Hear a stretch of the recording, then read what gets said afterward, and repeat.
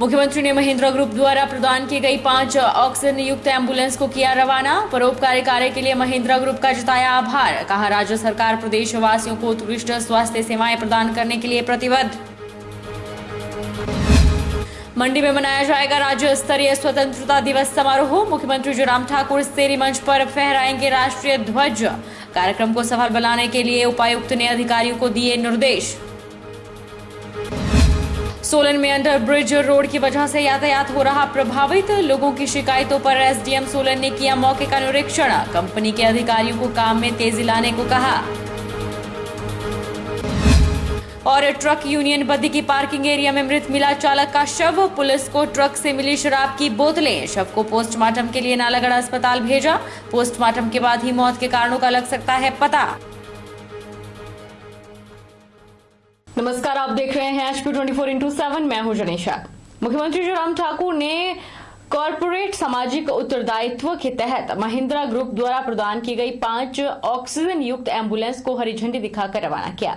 जयराम ठाकुर ने परोपकारी कार्य के लिए महिंद्रा ग्रुप का आभार व्यक्त करते हुए कहा कि राज्य सरकार प्रदेशवासियों को उत्कृष्ट स्वास्थ्य सेवाएं प्रदान करने के लिए प्रतिबद्ध है। मुख्यमंत्री जयराम ठाकुर ने कहा कि एम्बुलेंस मरीजों को राहत प्रदान करने के प्रदेश सरकार के प्रयासों में सहायक सिद्ध होगी। उन्होंने कहा कि ये एम्बुलेंस आईजीएमसी शिमला, किन्नौर, कंडाघाट, जंजैहली और नूरपुर अस्पतालों को प्रदान की जाएंगी।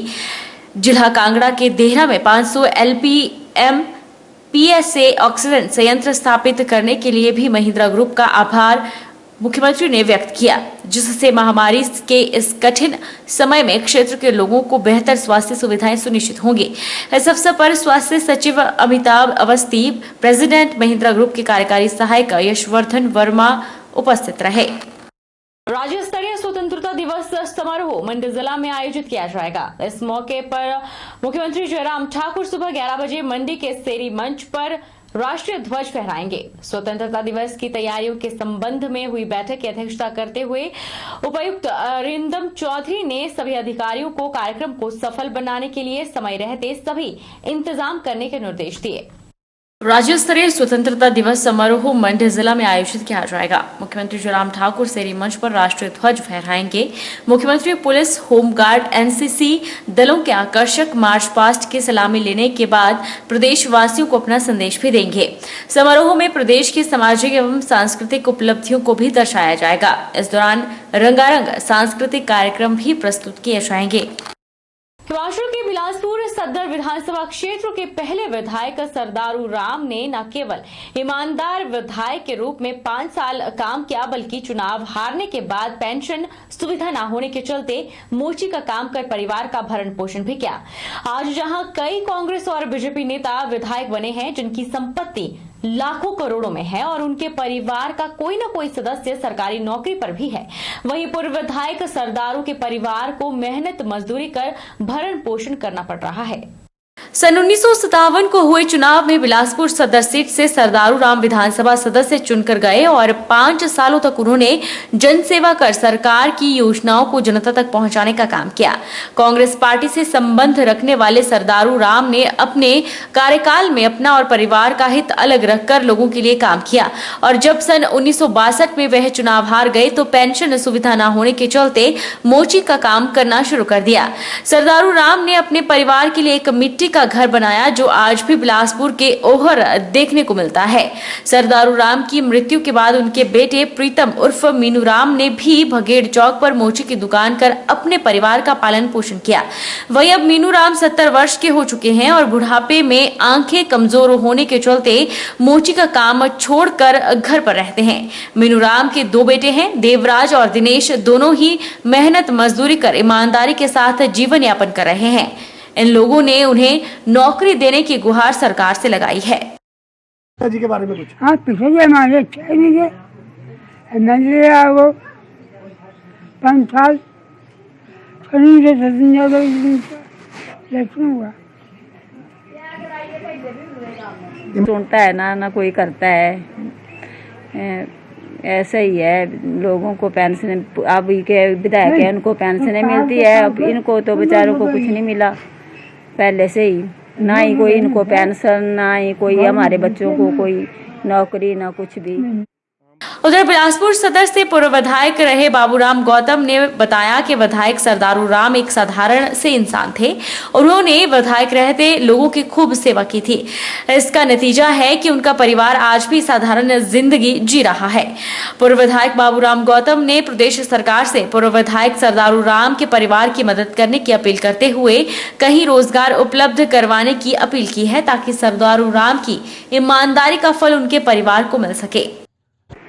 सरदारू राम जी एक आम परिवार के व्यक्ति थे और बहुत साधारण स्वभाव के व्यक्ति थे। बहुत अच्छा उनका चाल चलन था। जब वो विधायक रहे तो उस ज़माने में यहाँ से बड़े कम लोग उसमें राजनीति में थे और मैं समझता हूँ कि ईमानदारी के साथ उन्होंने जनता की सेवा की। और जो उनका परिवार है, बाद में उनके जो बेटे हैं उनको भी कोई राजकीय सेवाओं में मौका नहीं मिल पाया, जबकि आज के युग में इससे विपरीत है। आप भी स्वयं भली भांति जानते हैं। लेकिन उन्होंने अपने आप को नहीं आगे किया, बल्कि समाज को प्राथमिकता दी और प्रयास किया कि जनता की जितनी ज़्यादा सेवा हो सके उतनी सेवा की जा सके, तो उन्होंने की। गौरतलब है कि हिमाचल प्रदेश की 68 विधानसभा सीटों पर कई कांग्रेस और बीजेपी नेता विधायक बने हैं, जिनकी संपत्ति आज लाखों करोड़ों में है और उनके परिवार का कोई ना कोई सदस्य सरकारी नौकरी में सेवाएं दे रहा है।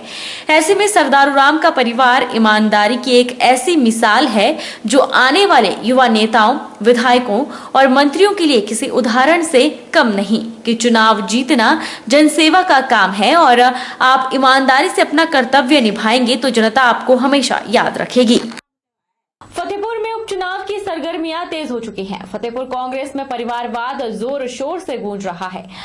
जब से स्वर्गीय सुजान सिंह पठानिया के बेटे भवानी पठानिया का नाम आगे आया है, तब से पुराने कांग्रेसी अलग धड़े में बन चुके हैं।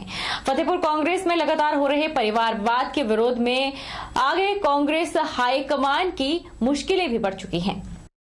हमारा जो सब डिवीजन नूरपुर है, नूरपुर सब डिवीजन में हमारे 4 हलके हैं। ये एक जिले के बराबर का सब डिवीजन है जिसके 4 हलके हैं। 4 में से ज्वाली में कौन? बाप बेटा। उसके बाद नूरपुर बाप बेटा, तीसरा इंदौरा, वहाँ बाप बेटा। अब ये चौथा है फतेहपुर। तो मेरा जो मानना है, मेरा जो बोलना है, मेरा कहना है कि उनके बेटों ने तो काम किया था। चंद्र कुमार जी के बेटे ने, सत्यवादी जी के बेटे ने, वो तो यूथ कांग्रेस से लेके वो आगे बढ़े। पर जिस आदमी ने, जिस बच्चे ने एक दिन पार्टी के लिए काम नहीं किया, कभी जिसने झंडा नहीं उठाया, हम लोगों ने 40 साल NSOI यूथ कांग्रेस में लगाए, और आज अगर अनदेखी होती है वर्कर्स की तो ये बड़ी बुरी बात होगी। देखिए, जब चुनाव आता है तो लोकतंत्र में हर व्यक्ति का अधिकार है अपनी दावेदारी करना। तो ये जो दावेदारी है, ये कांग्रेस में के लोग ही नहीं कर रहे हैं। अच्छी बात है, प्रतिस्पर्धा का जमाना है, कंपटीशन का जमाना है, हर आदमी को अपना पक्ष रखने का अधिकार है। परंतु भारतीय जनता पार्टी में बहुत सारे लोग दावा कर रहे हैं, खैर मैं उस पर बोलना नहीं चाहता, उनका निजी मामला है, परंतु हर पार्टी में दावेदार होते हैं और वो उनकी पार्टी में दावेदार हैं।